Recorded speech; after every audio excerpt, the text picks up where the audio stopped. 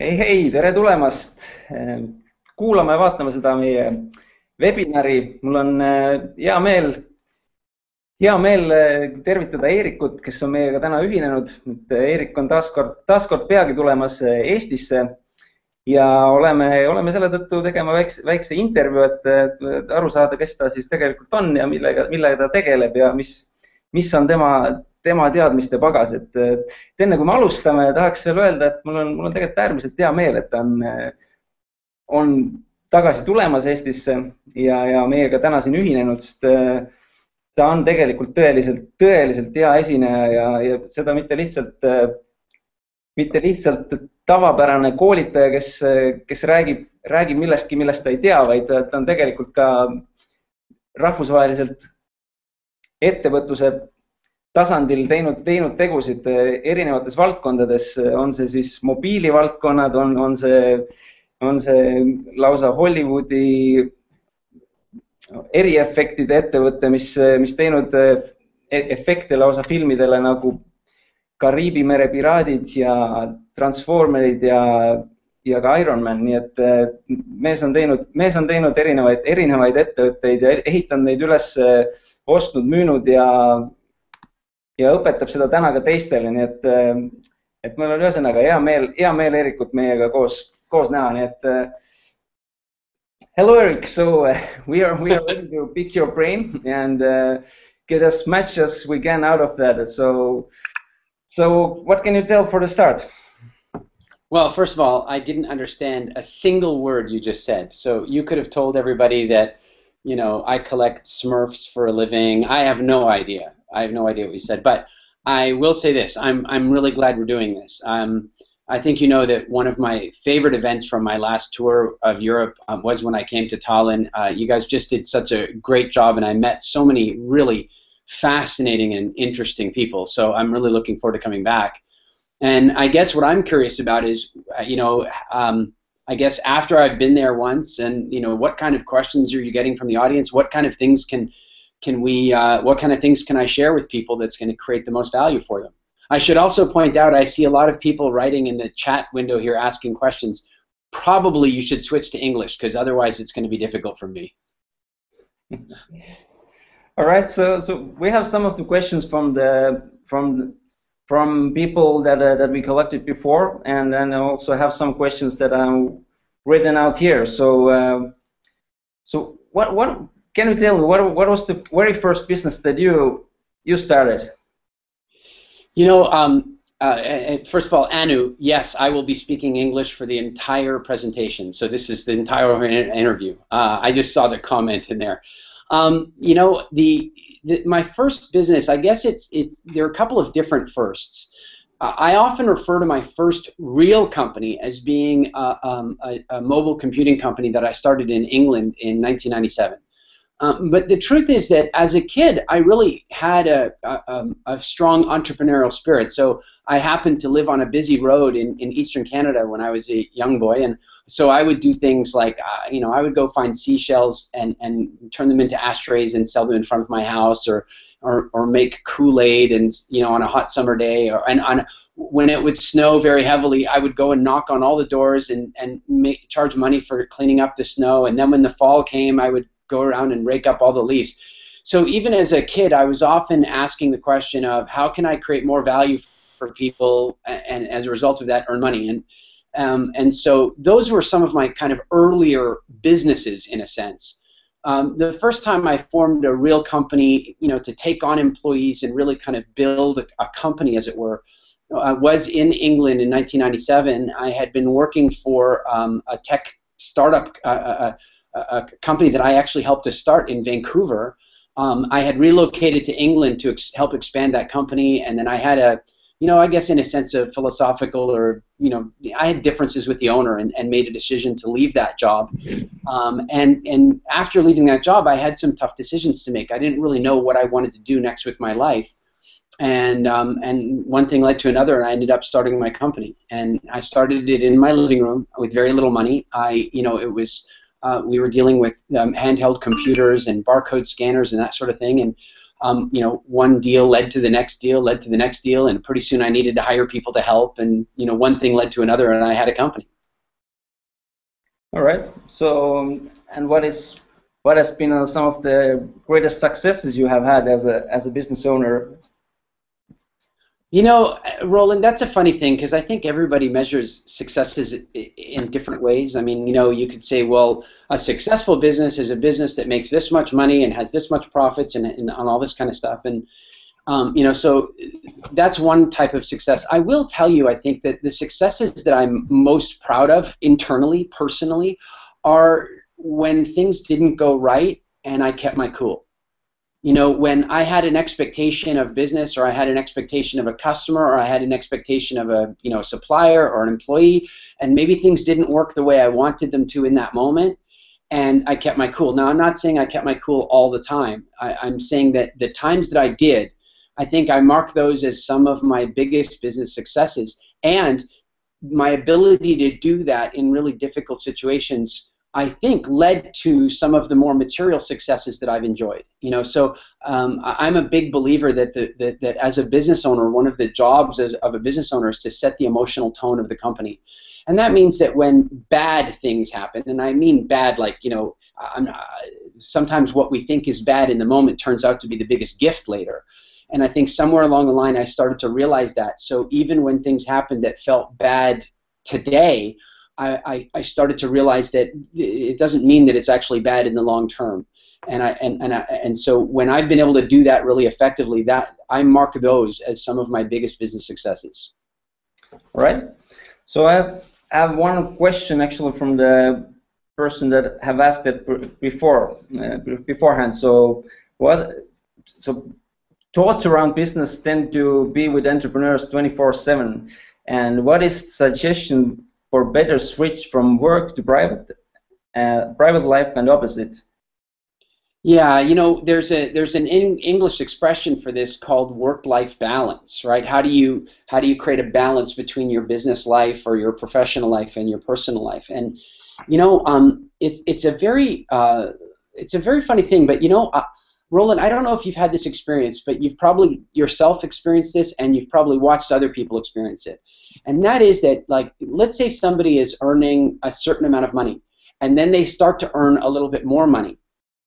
But it doesn't feel like they're earning much more money because they find a way very quickly to spend that more money. And then they earn a little bit more money, and they find a way to spend that money too. And I think time operates a lot like that as well. So what'll happen with your business is that your business will find a way very quickly to eat every bit of time that you give it. And then it'll get used to eating that amount of time. And so, you know, when we first start our companies, we think, oh, we have to work so hard, and it's 24/7. And the challenge is that creates two problems, I think. Well, three. One is it really is just hard on your life, your health, your relationships, your family. It's just hard on your life. The second thing is that it creates a habit of adrenaline, a habit of hard work, a habit of overdoing it, which of course often leads to some kind of breakdown. But here's the other problem is it teaches the company to become reliant on that level of contribution from you. And so I think one of the very strong keys for entrepreneurs to remember is that when you take time away from your business, you're actually teaching your business to operate without you. Obviously, if you're the only person there, that's a harder thing to achieve right away. But even then, over time, like for example, when I started my first company, every single year that I had that company, I would take between 12 and 14 weeks of vacation every year. And people would say, that's crazy. How can you do that? You're a business owner. You've got to be dedicated. You've got to stay there, and you have to work. And my answer was that if I don't take that time off, first thing is, my health is going to suffer. And secondly, then my company will never, ever break its addiction to me.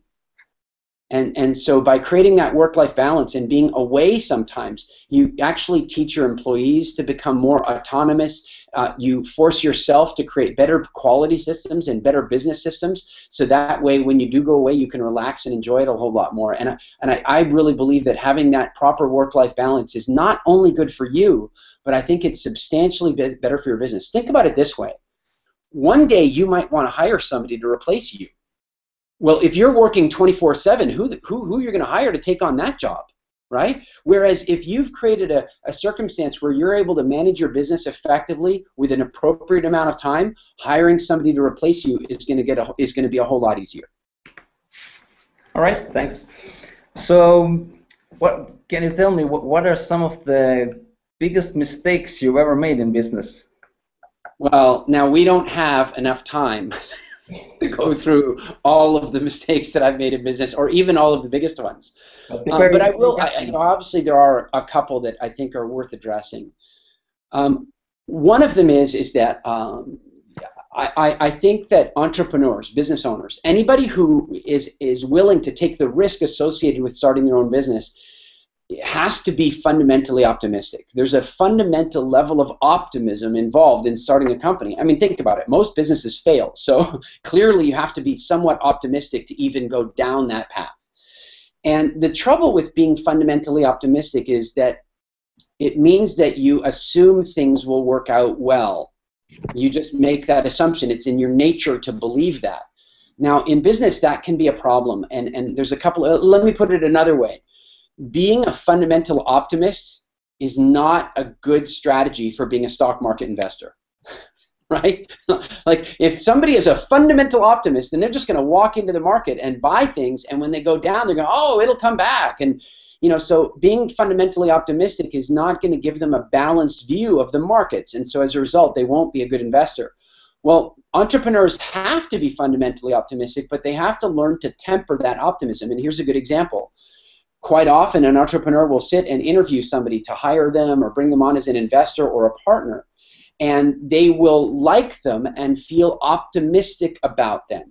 And that optimism might, kind of cloud their judgment. For example, they might not do as extensive a background check, or they might not check the references, and they might just say, oh, well, I like this person, so I'm going to hire them or let them invest or what have you. And that's their optimism that's jumping in there. And that's where I think really, it's very, very important. And I've made this mistake a number of times. I've hired people I should never have hired. I've kept them for longer than I should. I've taken investment funds from people that were absolutely not good people to take investment funds from.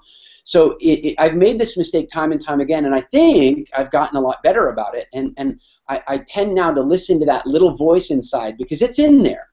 And the other thing that I do, and I know you do this as well, Roland, is I have a wife, and I know that quite often women have more intuition about these things than I do. So when I'm bringing somebody into my business world, I often will say, yeah, like if you ever are doing business with me and one day I invite you to have dinner with me and Elise, then you know I'm taking it seriously, because what that means is I'm asking for her opinion of what's going on. Because that is a good, a good second opinion of what's happening there. And so what will often happen at the end of a meal like that is I'll say, wow, I feel really great about this person. And she'll say, okay, but here are some of the things that I felt. And I'll be like, no way, I think it's totally cool, because that's that optimism, right? And then she'll remind me that that's why I brought her to the dinner, so I could get the other point of view. And so I think that's a mistake that I've made many, many times. Another one that I've made is, it's a simple thing, but and I don't make it for long. I usually make it and then I correct it very quickly. But that is taking on too much, doing too many things yourself, not trusting other people to get things done for you, or not being resourceful about attracting the right people to you to help you get things done. And I quite often do that when I'm in startup mode with a new business, or when I start consulting with clients the first time. I start going, yeah, I can do that. Yeah, I can do that. And then I have to remember that, yes, I maybe can do it. And maybe even I'm the best person to do the job in that moment. But then what I have to do is immediately start documenting how that job gets done, so that when I am ready to hire somebody or attract somebody or delegate that responsibility, it's a lot easier for me to do that. And so that's a mistake I have made in the past. I don't tend to make it so much anymore. And when I do, I catch it very quickly, because that's a mistake that can steal time from you like no other. Okay. I think we have a few questions here on the sidebar also. So White is asking, in the starting years, did you have a big urge to be rich? What's your motivation? Is that Ott? Yeah. White. Yeah. So that's a great question, and I'd like to give you the spiritual answer, No, Ott. I did not have fantasies of tremendous financial wealth. I wanted to create the maximum value. Okay, if I said all that, I would be not telling you the truth. It's much more true of me today that I am today more motivated by the impact that I can create in the world than I am about the money that I make, because making money is not nearly as important to me today as it was when I was a young man. When I first got into business, I can tell you, it was all about money for me. And that was a mistake, coming back to the last question. It was a mistake for it to be about money, and there's lots of reasons. Here's one of them. Usually when somebody has a desire to, it's all about becoming rich, it's not, usually what's going on is that more than wanting to be rich, they don't want to be poor. Now, one of the problems is that, for some people, is that as they start to make a little bit more money, then they're not so poor and their motivation goes away. So they're working very hard to not be poor, not be poor, not be poor, not be poor, not be poor, not be poor, and then, oh, I'm not poor anymore, and then their motivation falls off. And so you quite often will see people run through this thing that we call boom and bust cycles. People who make a great deal of money and then lose a great deal of money. And so I think that it's much more powerful when you're motivated by a larger mission than simply creating a whole lot of wealth. And here's the real truth. I firmly believe that money will only do one thing. It will not change the way you feel. It will not change and make you more happy. It will simply make you more of what you already are. It will simply make you more of what you already are. So if you're a fundamentally happy and generous person, then more money will help you be fundamentally more happy and more generous. But if somebody is fundamentally depressed, if somebody is fundamentally tortured by addiction, and then now they have a whole lot of money, all that's going to do is make them more depressed and more, attached to addiction and stuff. And of course, we see this all the time with public celebrities that attract a huge amount of wealth in their lives, and then one day they wake up and they don't want to live anymore, like we've recently seen with Robin Williams and that sort of stuff. So, no, I don't think it should be about chasing money, although I will admit that as a young man, that was my biggest focus until I was in my probably late 20s. Okay. Thank you. And it's kind of going also for, I have a question from Indrek, and he asked, like, what kind of mindset grants the best energy and the efficiency for the entrepreneur to make daily decisions and actions that are beneficial for the business and overall success. So it's kind of typical that from time to time the power you started the business with fades away, and that creates financial and psychological pressure. So what's your point of that? First of all, I am not the least bit surprised to have a very long question from Indrek. I'm not surprised. We had a great lunch the last time I was in Tallinn, and I had many questions just like that. And so it's funny because his question kind of relates to the comment that I made about money, is that quite often what motivates an entrepreneur to start a business the first time is, they want to quit their job and start a company and make money and have freedom and all this kind of stuff. And the challenge is that they quite often enjoy the startup and enjoy the fun energy at the beginning. And then it becomes a little bit less fun. And if they've made some money or they've created a little bit of freedom, their motivation begins to drop away. So I think there are two answers to Indrek's question. The one is that the more your mission is much bigger than you, the more that your mission is bigger than making money, and it's bigger than the first year of your business. Like when you start thinking about 3, 4, 5 years into your business, then that can create a motivation that will last beyond the startup phase of the business. So that's item number one in terms of having a great mindset for building a phenomenal business. I can tell you now, when somebody comes to me and says, Eric, I've got a really great business idea, okay, well, that's interesting, great, fascinating. But when somebody comes to me and says, Eric, I have a vision, I have a dream, I want to affect hundreds of thousands or millions of people over the next 10 years, well, I can already tell you which one's going to have no motivation 3 weeks later. It's not the second one. And then the second aspect of mindset, and this is harder, that is the ability to manage your state of mind no matter what's going on. And that is to recognize that, when a business owner walks into their company and let's say they're in a bad mood, their employees, their suppliers, their customers are going to feel that bad mood. And it can have a very dangerous impact on a business. And so the very, very important aspect of being a truly world-class entrepreneur is being able to manage your state of mind no matter what's going on, so that you communicate very strong certainty to the people around you, your customers, your suppliers, your creditors, your employees, your business partners and investors, and so forth. So I think those are two very key, very key questions here about mindset. Okay. I can see some of the questions here. Let me see if I can run through here. So, Catlin, thank you, and hello to you as well. Let's go to Margus here. Margus says, "What is my biggest challenge in the beginning? Finding finances or something else?"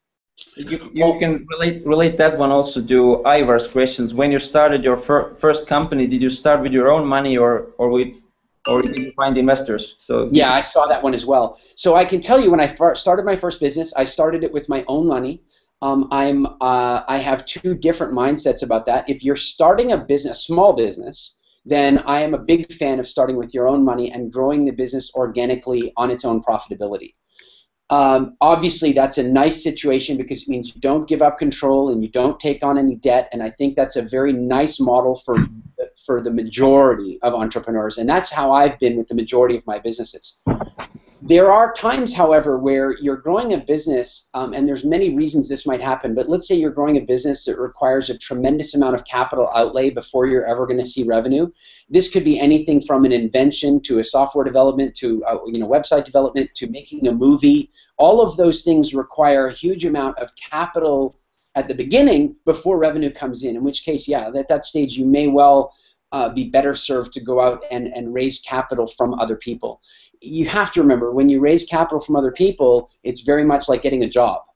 So here you go, you quit your job and you start a business, and then you take investment from somebody else, and in a sense it's almost like you have a job now, because those people are going to become almost like your boss. They're going to want to know what's going on and how the progress is moving and all that kind of stuff.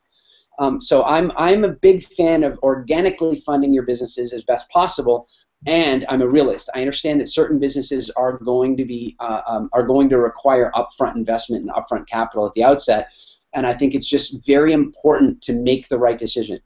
Going back to Roland, one of your original questions is about big business mistakes. One day, one of the biggest mistakes I ever made was got involved in chasing government money and loans. And so what I mean by that is that sometimes to go out and raise investment and raise capital, if you took the effort involved in that and applied it to marketing and selling your products and services, you'd make more money than you're trying to borrow. And I did exactly that once. I was working with NatWest Bank in England, and they nearly, and I'm saying their name publicly, they nearly killed my company. It was really difficult. We went through this whole process of raising government-backed money through what they called the Department of Trade and Industry loan through the bank. And the bank, we got approved by the government, got approved by the loan, but it was taking so much time and paperwork, and I was like, if I had just spent all that time selling, I think we would have made more money. And then to make matters worse, the bank kept on sending the money to us late, and that played incredible havoc with our cash flow. And so one of the reasons I don't like using other people's money is you become dependent upon them. So again, I understand there's times where it's appropriate. I'm just saying that don't do it because you think it's going to be easier. Do it because it's necessary, because it's never going to be easier. Okay, you were mentioning. Yeah, Victoria says, how comfortable am I with failures? So Victoria, I'm going to give you the personal development answer, that there is no failure. What I mean is that anything you try that doesn't work, as long as you learned something really powerful from it, then it really wasn't a failure. Great. That's the pop psychology, the nice answer, and it's true. There's also another truth, and that is there are times when things happen that are so difficult and they are so challenging and they feel so much like a failure that you might feel like a failure. And I've certainly had experiences like that. I invested in a business in California once, and within weeks I realized that I had been conned out of like lots and lots, and what would end up being millions of dollars. And I felt like a failure for a long time about that. Now I can tell you that today I'm able to look back on that situation and realize that it served me in a lot of ways. But at the time it definitely had a failure feeling to it at times. And this comes back to what I mentioned before, is as a business owner, as a CEO, one of the things that's absolutely key is that you're still communicating certainty to the people around you, no matter how you're feeling inside. And I will tell you this, that over the years, I have become more and more and more okay with quote-unquote failure or bad events. And one of the ways that I've done that is this simple. In English, we refer sometimes to bad events as adversity. I don't know if you know the word, but adversity.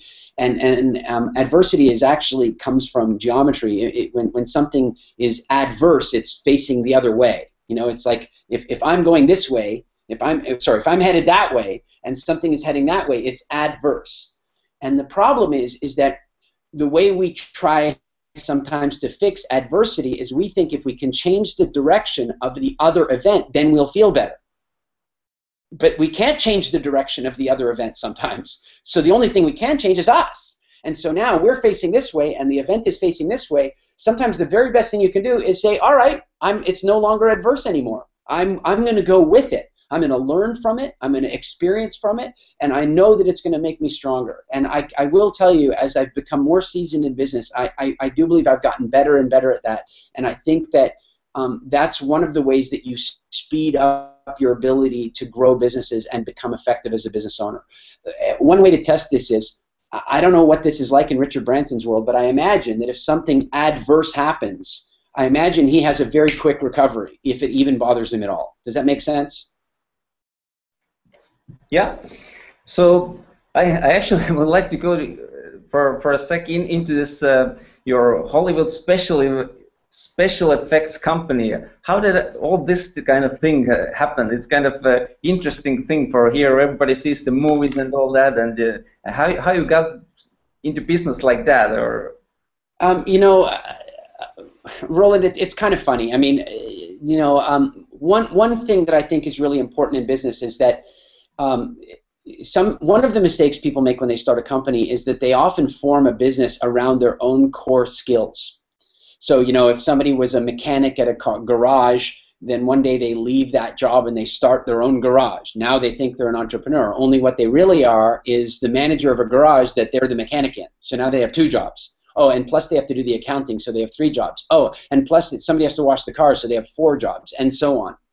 And so one of the things that I've done in my business life, has been to be willing to branch out into business areas that I don't necessarily have a great deal of core skill in. In other words, that my core skill is business development, that my core skill might be marketing in general terms, but that I could apply those skills to a dry cleaner or a chiropractor or a movie studio or whatever I wanted to do. And so I was invited at one point to get involved in helping raise some funds for a film studio in Northern California. And as I dug into the company, I really found that raising money for them, the time frames were too tight. The company was in too much trouble. We didn't have enough time to raise the kind of money they needed. And I just stupidly decided I'll put my own money in. And I say stupidly because at the time I did it not knowing what I know today. And of course, you know, that's how wisdom comes. That's where we learn from, is making those mistakes. And I have no regret about it today. I don't. It was one of the best things I ever did. It just, at the time, it was very challenging and difficult.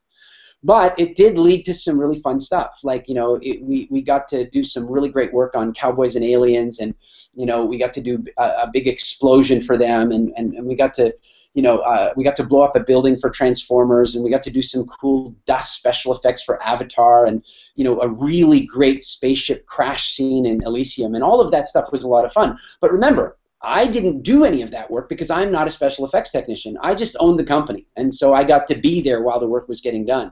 And I think there's a powerful lesson in that sometimes, and that is that really, don't you want your business to be able to operate without you? And I think that's one of the key things in business, is being able to build a company that even if you still love it, and even if you like being there, that it doesn't need you.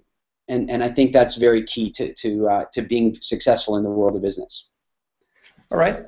Let's talk a little bit about marketing. That's one of your favorite topics, and I really like what you tell about that. And I personally used a lot of your content with my own business. So what do you have created a brand called Inception Marketing? Can you give us shortly as possible the idea of the Inception Marketing? Absolutely. So before we do that, I want to just have a couple of I want to just I don't know if I'm pronouncing this right. Avar asked how old I was, and when I started my business, I was 27. I also have to say hello to Peter Morris, Peter Morris is on this interview. He is, I'm not even sure where he is right now. He's from England. He was in Cyprus a couple of weeks ago, same time as me, and we didn't even get to say hello. But the reason I want to say hi to Peter is Peter was one of the most important customers that I had in the company that I started in England. He worked for a big retail chain that ended up becoming one of my very, very best customers. And so it's a real, Peter, great to, I wish I could see you, but I'm glad you're here. Now, on to your question, Roland. So marketing is frankly everything. I mean, if you don't sell something, there's no point building it. Things have to be sold, and these days marketing has become really tricky and challenging because everybody's selling something. I mean, there are so many advertisements and special offers and commercials and product placement in the movies. Everywhere somebody is trying to sell you something. And so why this is getting difficult for us is that frankly we've gotten good at filtering it out. We've gotten good at ignoring the sales. Think about it this way. Each of you has probably had this kind of an experience where you buy a car, and as soon as you buy that car, you see that car everywhere. I mean, it's everywhere. Where was it before you bought it? Well, it was still there. You just weren't noticing it because there's a part of your brain that filters out the things that are just not important to you in a given moment. And so that's what happens. And so what we've begun to do as a population is we've gotten very good at filtering out sales messages. So the minute something looks like a commercial, we just delete it. The minute something looks like an ad, we just delete it. So that means for us as business owners, we have the hardest job ever to market ourselves these days and market our products and services because people have become like advertising ninjas. They don't even see it anymore. And so we have to become, advertising samurais. We have to figure out how to get the message out there. And so a couple of years ago, I was really honored and privileged.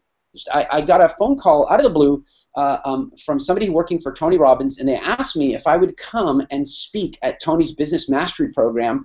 They had a last-minute cancellation. Could I come all the way to Fiji? And I flew all the way around the world to do this talk. And what they wanted me to do is teach business freedom, basically how do you build a company that doesn't run your life, and they wanted me to teach marketing.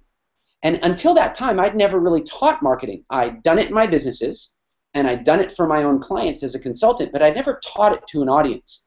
And, well, apparently I did fairly well because immediately afterward, Tony asked Elisa and I to come over for lunch, and we had a lunch, and at that lunch he booked me for another year of events to continue teaching marketing to his people. And over the course of that year, we refined the way we taught it again and again and again.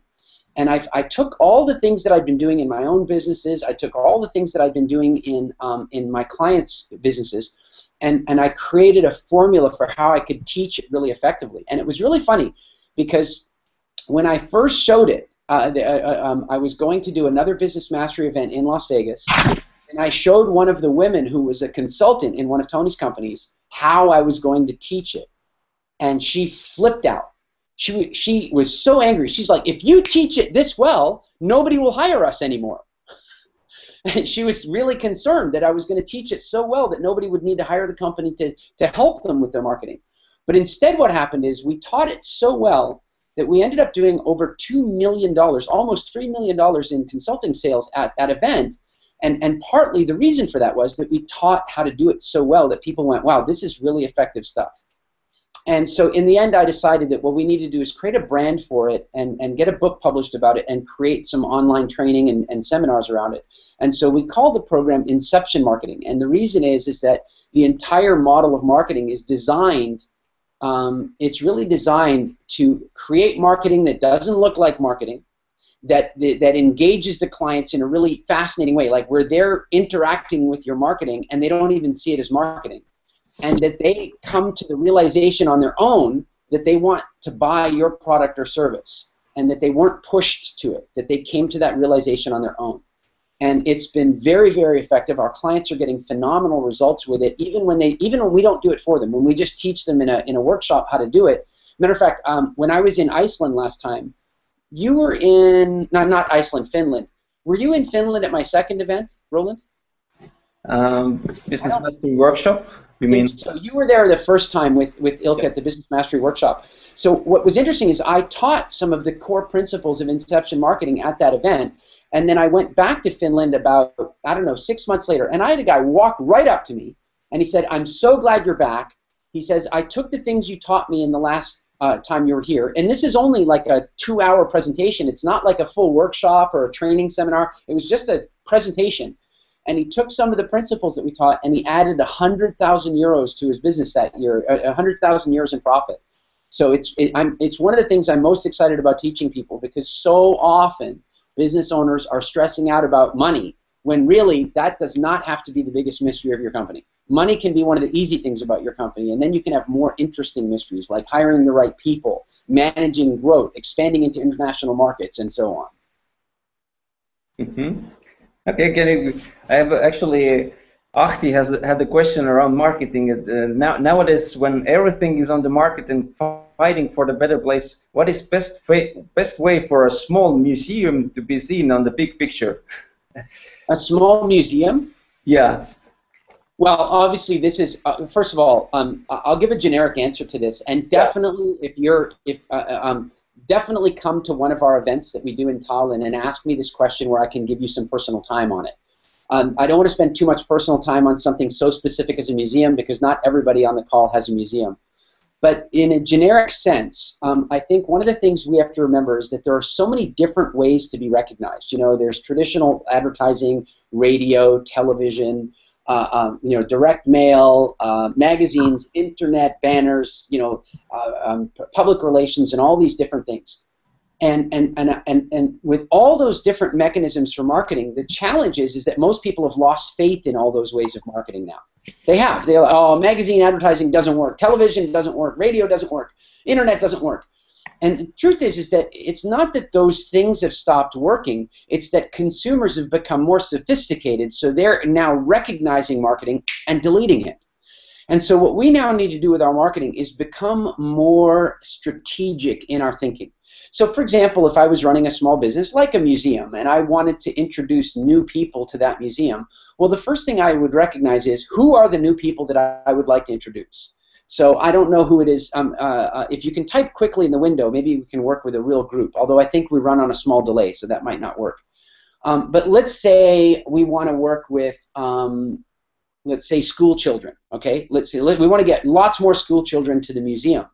Well, then we have to say, all right, well, what's interesting to school children right now? So we take a look at what's interesting to children. Well, what's interesting to them in the media right now? What's interesting to them on the movies and television they're watching? So let's say, for example, and every country it's different, but like a few years ago in Britain, there was this phenomenal series about dinosaurs, really just phenomenal series about dinosaurs that was on, and great, like almost even better animation than Jurassic Park, and it was just phenomenal. So of course all the children became really fascinated with dinosaurs. So what I might do is recognizing that my museum does a lot more than just dinosaurs, and maybe doesn't even do dinosaurs, but I want the kids there. So what I have to do is do a campaign that speaks to their interests. And so one of the things that I might do in that case is issue a series of press releases, or send a series of invitations to local schools and parents and that kind of stuff, focusing on a dinosaur day or a special dinosaur event. In fact, one of my companies in California, it's called KernerWorks. You can look it up at kernerworks.com.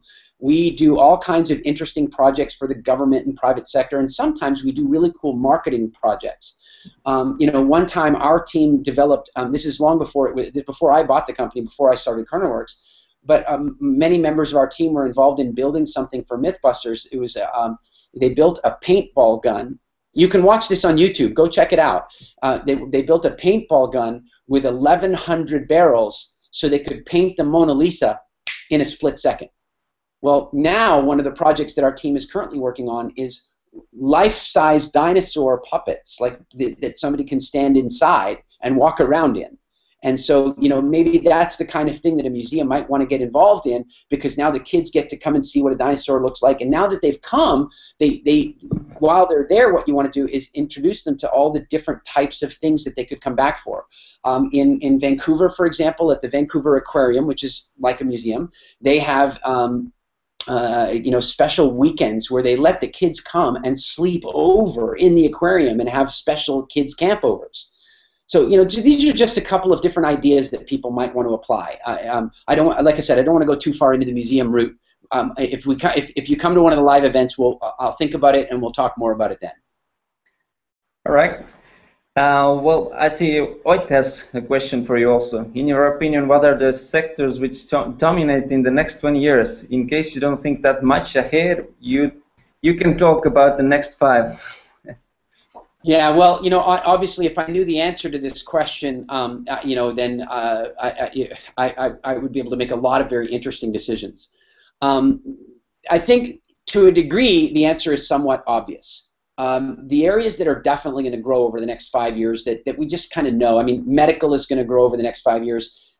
Definitely, companies that make drugs, companies that make insulin are going to freak out and grow like crazy over the next 5-10 years. They are. I mean, we're now projecting, I think they're saying that 1/3 of the children born in this century, like since the turn of the century, 1/3 of those children will develop diabetes in their lifetime. It's an incredible growth area. I'm not a fan, but just alongside that, the other area that's going to grow, that's going to continue to grow crazy rapidly is food production.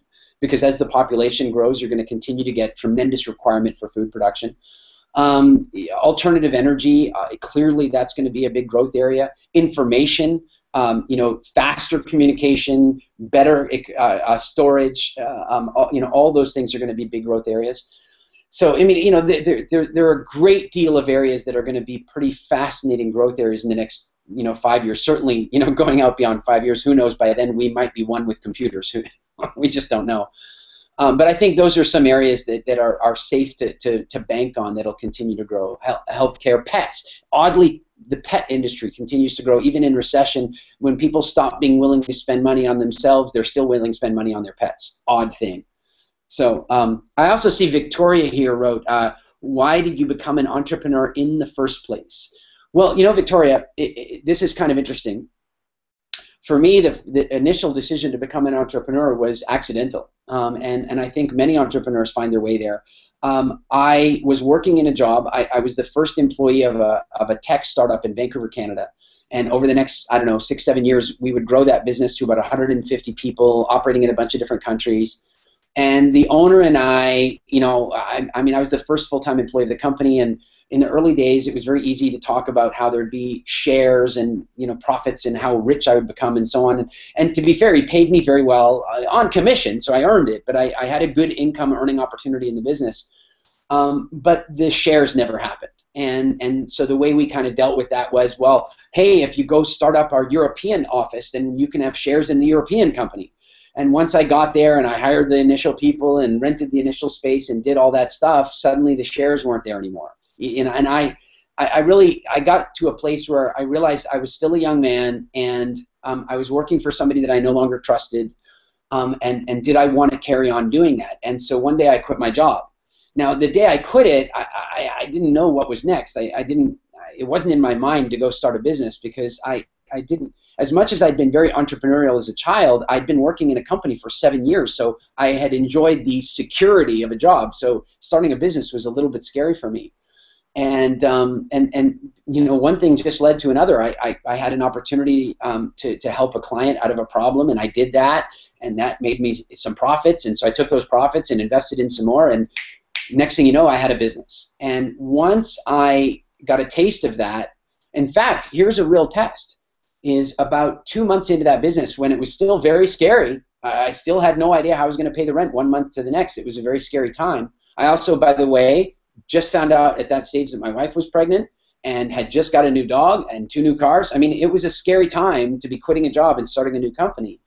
And then what happened is that one of my old competitors called me, the competitor of my old boss, called me and offered me a job, and they offered me a job that would pay me 90,000 English pounds a year. I was 25 years old. 90,000 pounds a year plus a top-level Mercedes as a company car. And I don't know how I did it at 25 years old. I said no. And I don't know how. I don't know why I said no, but I did. I stuck to my guns and I kept my business. And there were, I'll tell you the truth, there were many, many days when I regretted that decision. There were many days where I looked back and thought, why didn't I take that job? But of course, there then came a point about 4 years into the business where I started to taste business freedom, and I was grateful, absolutely grateful that I didn't take that job. So I think we're out of time, Roland. Let's take one more here if we can. Imra, how do you keep your energy up? Do you have some daily rituals? Well, you know, Imra, that's a very good question, and I do, and it's a great one to end on, because at the end of the day, without energy, you have nothing. If you eat badly and don't exercise and don't take care of your body, then what's the point in having business success anyway? You won't have it for long, and even if you do have it, you won't really have a chance to properly, you know, kind of schedule it or properly kind of drive your energy for it. So let's talk about that. One of the things is that I am pretty diligent about diet. In fact, when I was in my early 20s, I had a really serious health turnaround. You know, I went from being very sick to very healthy very quickly, and so I became really curious about that, about why it is that doctors couldn't help me do it. Why did diet do it? And so I started at that stage doing a lot of writing and research and speaking about what I guess we would now call nutritional anthropology. And we developed a fitness brand called WildFit. And so I follow principles that are based that we've come up with in WildFit. Similar, you might be familiar with paleo. There are some definite similarities to the way the paleo system works. And so what that means is that I pay good attention to my food. I'm not saying I'm perfect about it, but there are certain things that I avoid and certain things that I focus on getting to keep my energy up. I do a great deal of exercise. I kiteboard. I love to kiteboard. So when I'm home, I will kiteboard once or twice a day, every single day the wind is out. I'll often run. I do a lot of yoga and stretching and that kind of stuff. And I meditate a lot. I do a lot of meditation and breathing exercises. And all of those things help a great deal. If you want to know more about those things, I don't think I'm doing any WildFit events when I'm in Estonia next time, but I am doing some in Europe in September, so you could certainly try to track those down, and I do webinars on them from time to time. So, you know, just get on our mailing list and we can make sure you find out about them. This has been so much fun, Roland. I'm really looking forward to coming and seeing you in Estonia. When do I come to Estonia, by the way? It's 29th of September. 29th of September. That's right. It's the last, I think it's the last or the second last event of this whole tour. I'm doing, I think, 18 events in 16 cities, 8 countries, and I think we finish in Tallinn. So that's really exciting. So for any of you guys who would love to connect with me personally, I'd love to meet you in Tallinn. If we've met before, come again. And we're going to be going through some really powerful stuff about how to create real freedom for yourself and your business. We're going to go through some really excellent stuff about inception marketing in terms of how to create more opportunities, more sales, and increase revenue, so you don't have to think so much about that, and you can focus on the real things. That is, like, how to grow your business and how to live a really balanced life. And so please register for Roland's event on the 29th. I'm looking forward to meeting you in person. And Roland, I want to thank you for hosting this interview with me, and we'll definitely make the replay available to you. So if you missed parts of it, or if you want to share it with your friends, they can register in and they can also see the replay. One last message, Roland, I want to tell for Peter Morris. I said hi to Peter earlier, and he wrote a public comment here. ITR was a super company. That was my very first company in England, so Peter, I very much appreciate that comment. ITR is definitely one of the things in my business life that I'm most proud of, and I really always have appreciated the help and contribution that you gave us. Peter was one of our biggest advocates. Not only did he help us win new business inside his company, but when I was trying to win a contract with Ford Motor Company, he helped me by convincing them how good we were. So Peter, thank you very much. Roland, thank you as well.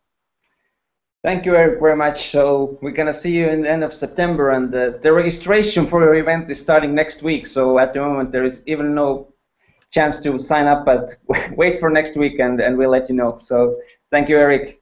Absolutely. And if you've got friends anywhere else in Europe that you think could use help with their business, or they're thinking of starting up a business, I'm going to be in Sweden, I'm going to be in Denmark, Iceland, Finland, Poland, Lithuania. So, you know, please feel free to, you know, to share information. If you've gotten some value out of being here on the webinar, please tell your friends to be there. I love connecting with business owners, and especially if they're working too hard, they're not making enough money, and they're dealing with too much stress. I am there to help.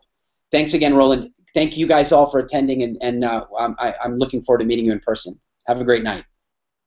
Thank you. Bye.